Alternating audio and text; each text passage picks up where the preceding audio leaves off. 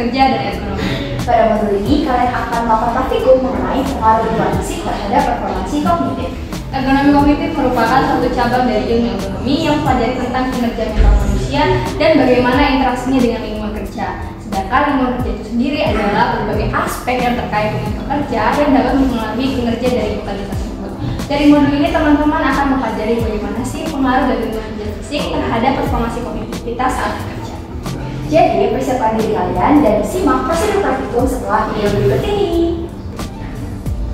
Oke, sebelum kita mulai praktikum, tentunya ada alat-alat yang kita perlukan, yaitu yang pertama ada VR atau virtual reality, kemudian ada alat tulis dan juga lembar pengamatan.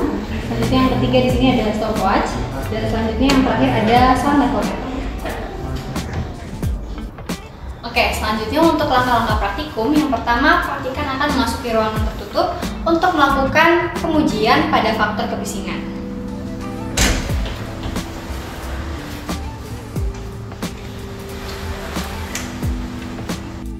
Setelah memasuki ruangan tertutup, di sini praktikan akan mengatur kebisingan pada ruangan menggunakan sound levelometer.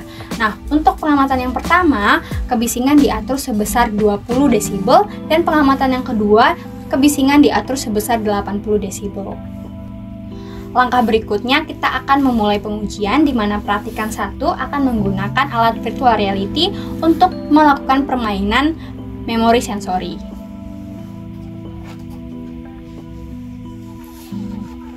Nah, dalam permainan ini nantinya praktikan 1 akan mencari pasangan angka yang tepat di antara banyaknya angka dalam waktu 1 menit. Sedangkan untuk praktikan kedua akan mengatur waktu permainan dan juga memperhatikan berapa banyak jawaban benar yang diperoleh oleh praktikan 1. Adapun jawaban benar ini dihitung dari banyaknya angka yang tepat yang diperoleh oleh praktikan 1. Kemudian di sini praktikan 2 akan memperhatikan jawaban benar yang diperoleh oleh praktikan 1. Jawaban benar tersebut kemudian akan dicatat di lembar pengamatan.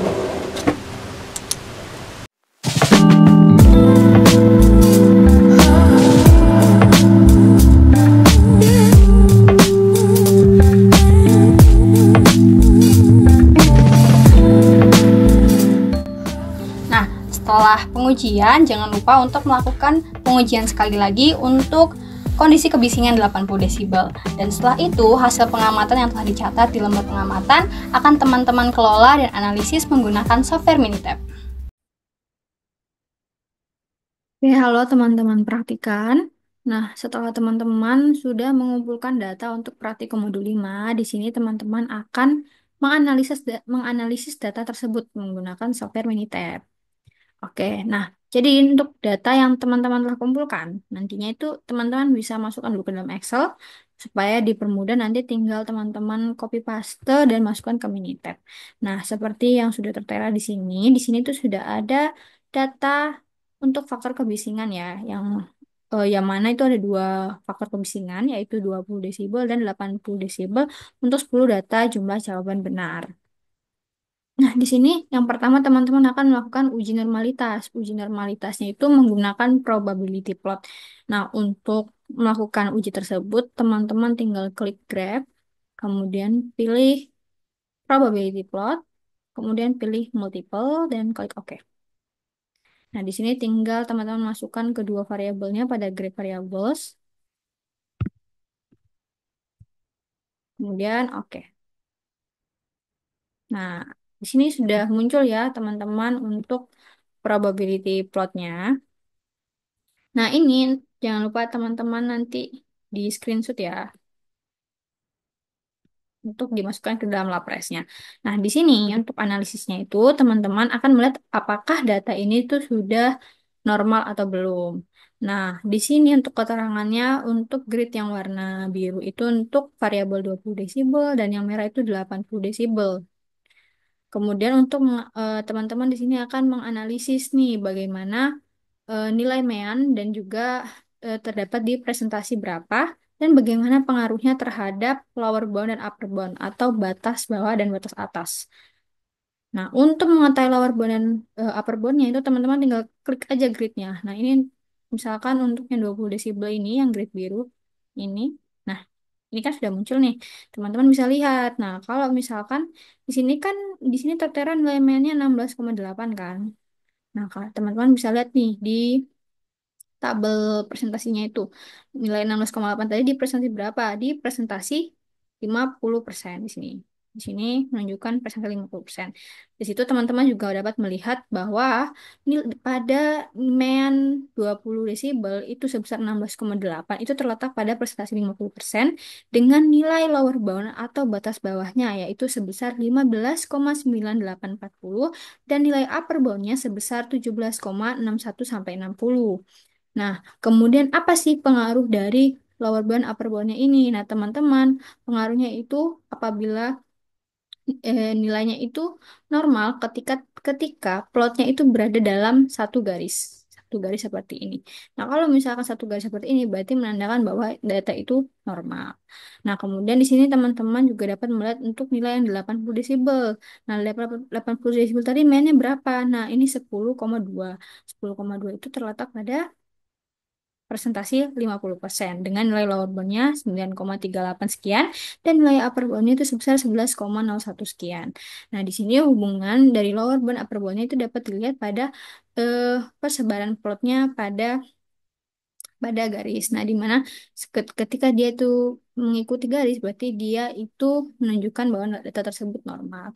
Nah, untuk tambahan, nanti teman-teman bisa tambahkan di analisisnya. Kalau misalkan dia garis CL-nya ini lebih sempit seperti ini ya, ini makin sempit, itu berarti menunjukkan bahwa nih, data itu sudah normal atau dapat dapat dilakukan analisis berikutnya. Kalau dia itu semakin longgar, berarti persebaran data itu semakin luas, maka itu data perlu dilakukan perubahan data untuk dilakukan uji normal kembali.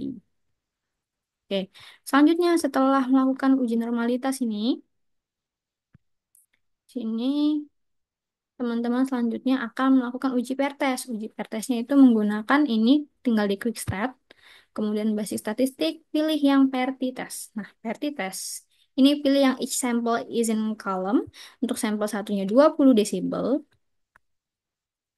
Oke, yang untuk sampel satunya 20 desibel. Kemudian sampel 2-nya 80 desibel ya. Kemudian tinggal diklik OK. Nah, di sini sudah ada hasil dari parity testnya. Oke, nah, kalau misalkan dia nilainya yang ke 0,00 seperti ini, itu bukan berarti datanya tidak valid ya, teman-teman. Tapi ini teman-teman bisa klik kanan, kemudian pilih decimal place-nya, kemudian disesuaikan, ini tambahin 10. Nah, ini. Nah, biasanya 0,00 itu kan karena nilainya terlalu kecil, jadi tidak muncul di nilai p-value-nya. Nah, nanti teman-teman bisa ubah desimalnya untuk melihat bahwa nilai p-value-nya berapa. Nah, untuk di sini analisisnya itu bagaimana nilai p-value terhadap hipotesisnya, hipotesis H0 dan juga untuk hipotesis H0-nya apakah diterima atau ditolak.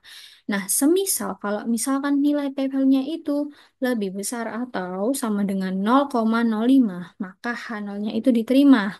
Artinya tidak ada pengaruh yang signifikan antara mohon maaf, tidak ada perbedaan signifikan antara kedua faktor kebisingan terhadap performansi kognitif saat bekerja.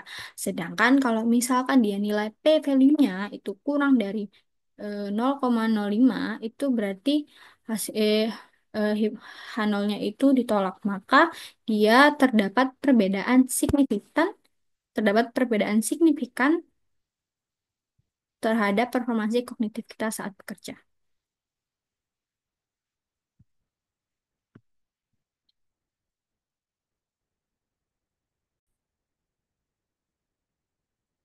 Nah, di sini kan dia nilainya 0,0000 sekian, kemudian 599 ke belakang ya.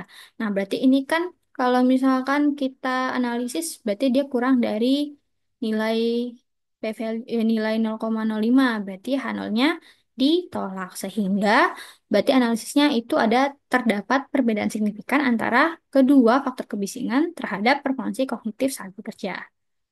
Oke, nah selanjutnya setelah uji perti test, teman-teman akan membuat bar chart. Nah, bar chartnya itu tinggal klik grab, kemudian pilih bar chart ya. Nah, ini pilih yang counts of unit values dan pilih yang simple dan klik OK. Oke, ini kategori values dimasukkan keduanya. Ini, nggak klik select, kemudian OK. Nah, sekarang barnya sudah muncul. Di sini ada dua untuk bar chart yang kebisingan 20 desibel dan 80 desibel.